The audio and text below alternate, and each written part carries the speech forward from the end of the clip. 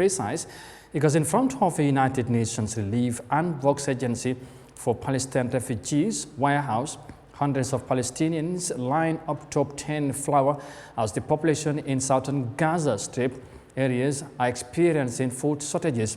Now, as winter approaches, the lack of food and other vital humanitarian supplies entering the strip will likely lead to catastrophic consequences, according to the officials. Now, let's have more details of that in this report.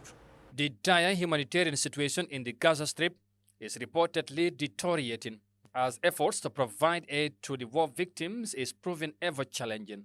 At least 98 vehicles from a 109-truck convoy were lost on Saturday in one of the worst such incidents, which resulted to severe food shortage in Gaza.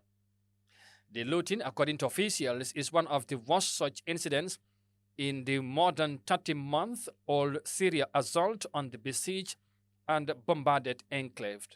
The convoy carrying food provided by UN agencies, UNRWA, and the World Food Programme was instructed by Israel to depart at short notice via an unfamiliar route from the Karim al-Salam crossing with Gaza. Meanwhile, a woman waiting to receive flour from UNRWA's warehouses in Traya al-Bla, central Gaza Strip, shared her dismay, saying their only source of survival is flour, and if that is in shortage, then livelihoods will be at risk. Flour is the basic source of livelihood. If this basic need is not available, the people will surely die. This is a framework. What happened in the north has happened here with us. Exactly. There are no vegetables, no milk, and there is nothing left in the south. Now, we are asking for the list to have flour. Flour is the basic source of food. Today, I have no flour. I haven't had any flour for the past 2 weeks. This incident highlights the severity of access challenges of bringing aid into southern and central Gaza. The urgency of the crisis cannot be overstated without immediate intervention.